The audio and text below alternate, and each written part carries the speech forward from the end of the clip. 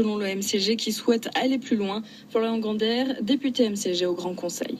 Pour le moment, c'est des mesurettes par rapport à ce qui est demandé. Nous, c'est vrai que nouveau réseau, on n'était pas très motivés au départ. On avait accepté plus ou moins, parce qu'on avait fait passer un amendement qui permettait le retour en arrière au cas où les lignes de tram ne fonctionneraient pas. Mais c'est vrai que là, les décisions de Mme Chrysler sont actuellement des mesurettes par rapport au travail qu'il y aura à faire. Le réseau n'est absolument pas fonctionnel pour le moment. Vous demandez, en tout cas du côté du MCG, vous demandez carrément un retour en arrière? Alors, principalement pour les trams, que les lignes de tram reviennent en marche arrière à l'utilisation qu'elles avaient auparavant, aux 8 lignes. Si on veut développer le réseau, c'est de le faire progressivement. Là, c'est été développé d'un coup, plus de 70% du réseau a été modifié.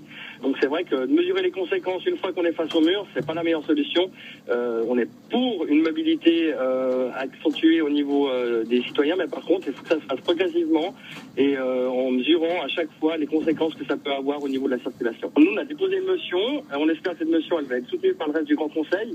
Je sais qu'il y a d'autres partis qui ont déposé aussi des motions, pas forcément pour revenir en arrière, mais avec aussi des mesurettes qui permettraient d'améliorer entre guillemets un peu le trafic ou bien de calmer en tout cas la tension citoyenne. Nous, le problème qu'il y a, c'est que ces mesurettes, ça suffira pas. Il faut actuellement, le réseau est pas fonctionnel. Il faut qu'on revienne en arrière le plus rapidement possible et dans un deuxième temps mettre le réseau adéquat avec les moyens nécessaires pour que les gens s'y retrouvent. Le TCS, lui, approuve globalement les propositions de Michel